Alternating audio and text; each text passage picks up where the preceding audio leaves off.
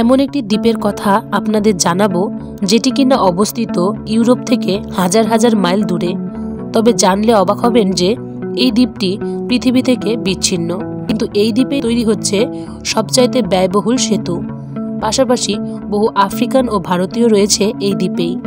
তবে চলুন জেনে নিই কেন সেই ব্যয়বহুল সেতু তারা নির্মাণ করছেন। আপনি যদি এই দ্বীপটিকে খুঁজে পেতে চান তবে আপনাকে মাদাগাস্কার সমুদ্র থেকে 430 মাইল দূরে যেতে হবে। রিইউনিয়ন আইল্যান্ডের মানুষেরা মুক্তভাবে দৈনন্দিন জীবনযাপন করত, কিন্তু আরবীয় বণিকেরা দশম শতকের দিকে যখন কিনা আসতে শুরু করে তখন ধীরে ধীরে সমস্তটা পরিবর্তন হতে লাগে। পরবর্তীকালে আফ্রিকান, ভারতীয়, আরবীয় এবং চাইনিজদের আগমন ঘটতে থাকে, আর সেই থেকেই এখানে বহু জাতির সমাবেশ তৈরি হয়। প্রথম দিকে এই দ্বীপে ছিল একটি নির্দিষ্ট জাতি ও তাদের নির্দিষ্ট ভাষা, কিন্তু সময়ের ব্যবধানে এখানে বহু জাতির মিশ্রণ ঘটে। প্রাচীনকালে আগ্নেয়গিরির মাধ্যমে এই দ্বীপটির সৃষ্টি হয়েছিল, যার ফলেই সেখানে তৈরি হয়েছিল খারাপ পাথরের পর্বতমালা। পাশাপাশি এই পর্বতমালাগুলোর উচ্চতাও বেশ। এই পর্বতে রয়েছে বর্তমানের অ্যাক্টিভ আগ্নেয়গিরির মধ্যে একটি। একবার করে প্রতি মাসে এখানে অগ্ন্যুৎপাত ঘটে, কিন্তু সৌভাগ্যবশত এটি তাদের কোনো ক্ষতি করে না, বরং তাদের জন্য এটি উপকারী, কারণ প্রচুর পর্যটক এই ভয়ঙ্কর দৃশ্য উপভোগ করেন। এখানে সেই আগ্নেয়গিরিটি অবস্থিত যেটি কিনা শেষবারের মতন জ্বলেছিল প্রায় 20,000 বছর আগে। 1642 সালে ফ্রান্স দ্বীপটিকে নিজের দখলে নিয়ে নেয়। তবে দ্বীপটির বিভিন্ন অঞ্চলে বিভিন্ন ধরনের আবহাওয়া থাকে। আপনি হয়তো জানলে অবাক হবেন যে এই দ্বীপটিতে রয়েছে বহু ভারতীয় বংশধর, আর তারা সকলেই কোনো না কোনো ব্যবসায় নিযুক্ত।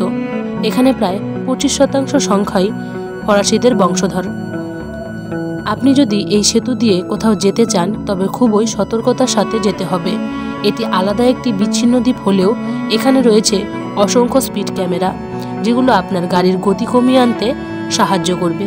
প্রাকৃতিক দুর্যোগের কারণে এই অঞ্চলটির হাইওয়েগুলো সপ্তাহে 1 কি 2 বার বন্ধ রাখে। আপনি হয়তো ভাবছেন যে এই বিপর্যয় থেকে সেতু কিভাবে বাঁচাতে পারে, কারণ সমুদ্রে সেতু নির্মাণ করলে তো বিপর্যয় আরও খানিকটা বেশি।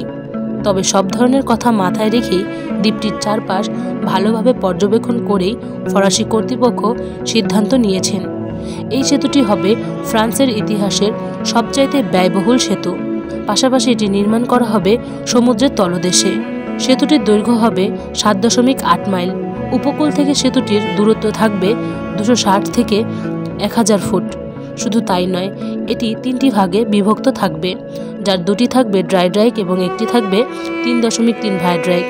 সেতুটি এমনভাবে তৈরি করা হবে যাতে সেটি জোয়ার কিংবা সাইক্লোনের মতন বড় বড় বিপর্যয়ের সাথে মোকাবিলা করতে পারে। সেতুটি নির্মাণের অনেকটা কাজই করা হয় স্থলভাগে। তার একটি মাত্রই কারণ, আর সেটি হলো যাতে অর্থ ও সময় দুটোই কম হয়। এই সেতুটি নির্মাণ করার জন্যই ব্যবহার করা হচ্ছে পৃথিবীর বৃহত্তম ভাসমান সেতু নির্মাণ ক্রেন, পাশাপাশি 16টি ভাসমান ক্রেন টাওয়ার। সেতুটিতে থাকবে 3টি লেন, যার মধ্যে বাইকার ও সাইক্লিস্টদের জন্য। এত কিছু সুযোগ সুবিধায় তৈরি সেতুটির জন্য ব্যয় করা হচ্ছে $2 মিলিয়ন। এত অর্থের মধ্যে ফরাসি সরকার দেবেন $622 মিলিয়ন এবং বাকি অংশ অর্থ আসবে ইউরোপীয় বেসরকারি বিনিয়োগকারীদের মধ্য থেকে। সেতুটির কাজ 2020 সালের দিকেই শেষ হবার কথা ছিল, কিন্তু করোনা মহামারী ঘটায় সেটির সময়কাল কিছুটা পিছিয়ে যায়। এই অঞ্চলের রাস্তাঘাট খুবই সরু সরু, আর সকলেই প্রায় গাড়ি ব্যবহার করেন, তাই ট্রাফিক জ্যাম একটি দৈনন্দিন জীবনের অংশ।